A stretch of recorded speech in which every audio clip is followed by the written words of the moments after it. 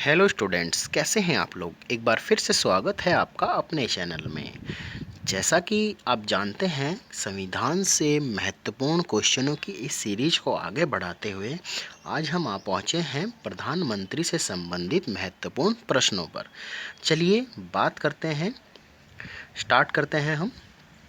First question है, संसदीय तंत्र में वह व्यक्ति प्रधानमंत्री चुना जाता है जो निम्न का नेता होता है। तो किसका नेता होता है?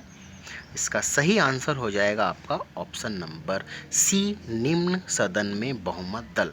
निम्न सदन में जो बहुमत दल होता है उसका नेता होता है। तो संसदीय तंत्र में वह व्यक्ति प्रधानमंत्री चुना जाता है। नेक्स्ट क्वेश्चन है आपका, भारत के प्रधानमंत्री पद के लिए उम्मीदवार की कम से कम कितनी उम्र होनी चाहिए? तो इसका सही आंसर हो जाएगा आपका ऑप्शन नंबर डी, 25 वर्ष। लेकिन यदि प्रधानमंत्री आपके राज्यसभा से चुने जा रहे हैं तो आपके जो उम्र होगी वो होगी आपकी 30 वर्ष। ठीक है, ये ध्यान रखना। अगर जो प्रधानमंत्री हैं, जैसे मनमोहन जी हमारे राज्यसभा से चुने गए थे, तो उनकी जो उम्र थी वो 30 वर्ष होनी ज़रूरी है, कम से कम 30 वर्ष होनी ज़रूरी है। और अगर आप लोकसभा के द्वारा चुने जा रहे हैं तो आपकी उम्र 25 वर्ष होनी चाहिए प्रधानमंत्री जी की। ठीक है, नेक्स्ट क्वेश्चन की ओर बढ़ते हैं। प्रधानमंत्री कौन बनाता है? तो कौन बनाते हैं प्रधानमंत्री? इसका सही आंसर हो जाएगा आपका ऑप्शन नंबर ए, लोकसभा में बहुमत दल का नेता। जो बहुमत दल के नेता होते हैं लोकसभा में, वो आपके प्रधानमंत्री बनते हैं। ठीक है, नेक्स्ट क्वेश्चन की ओर बढ़ते हैं। क्वेश्चन नंबर 4 है, संसदीय शासन प्रणाली में वास्तविक कार्यपालिका शक्ति किसके पास है? जो वास्तविक कार्यपालिका शक्ति है वो ऑप्शन नंबर सी है, प्रधानमंत्री जी के पास है वास्तविक कार्यपालिका शक्ति। ठीक है, संसदीय शासन प्रणाली में। नेक्स्ट क्वेश्चन की ओर बढ़ते हैं। भारतीय संविधान के अनुसार तथ्यात्मक संप्रभुता निवास करती है, किस में निवास करती है? तो इसका सही आंसर हो जाएगा ऑप्शन नंबर बी, प्रधानमंत्री में। नेक्स्ट क्वेश्चन की ओर बढ़ते हैं। भारतीय संविधान के अनुच्छेद 74 और 75 किन विषयों पर विचार करते हैं? तो किन विषयों पर विचार करते हैं? इसका ऑप्शन नंबर आपका डी हो जाएगा, मंत्री परिषद पर। तो जो अनुच्छेद 74 और 75 हैं वो विचार करते हैं आपका मंत्री परिषद पर। नेक्स्ट क्वेश्चन की ओर बढ़ते हैं। भारत के प्रधानमंत्री का कार्यकाल कितना है? तो कितना है कार्यकाल?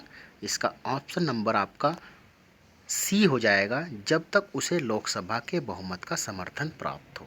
ठीक है, वैसे जो कार्यकाल होता है वो 5 वर्ष होता है, लेकिन जब तक लोकसभा के जो सदस्य हैं उनका बहुमत उसे प्राप्त है वो तब तक कार्यकाल में रहेंगे। वैसे मैक्सिमम 5 ईयर का कार्यकाल होता है भारत के प्रधानमंत्री का। नेक्स्ट क्वेश्चन की ओर बढ़ते हैं।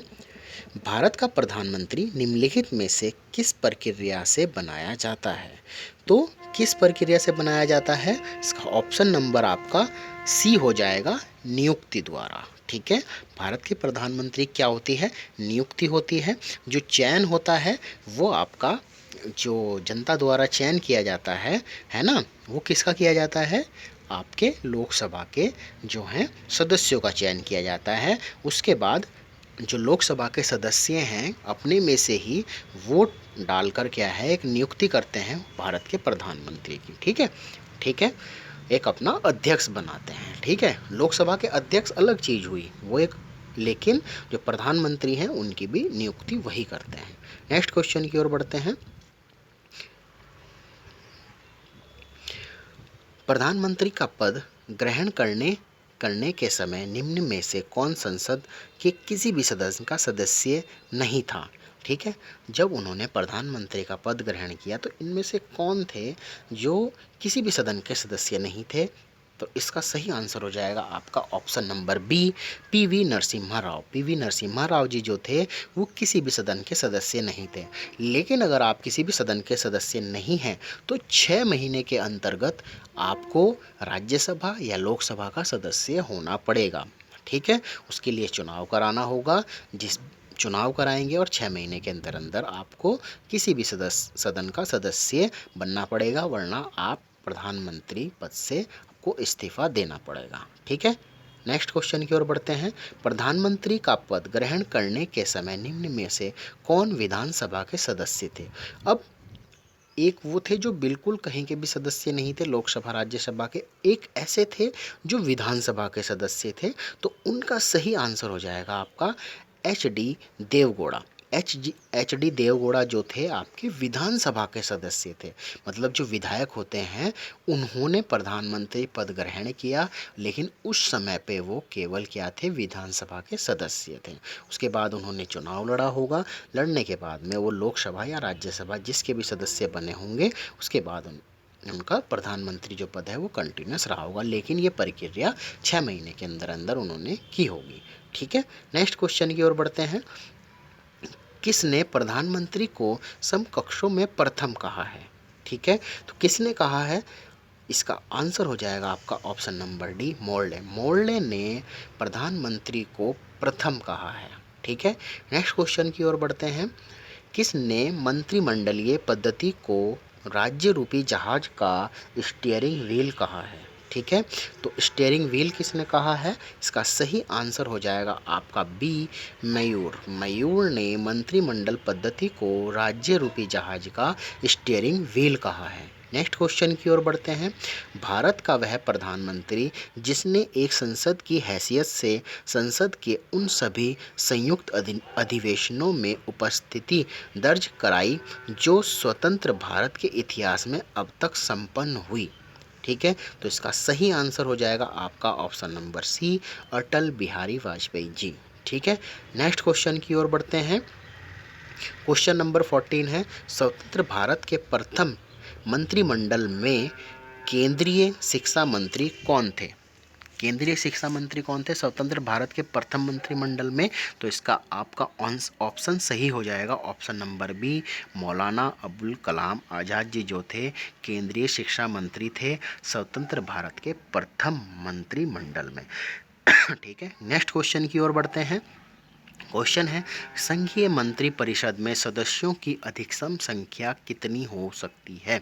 संघीय मंत्री परिषद में सदस्यों की अधिकतम संख्या कितनी हो सकती है?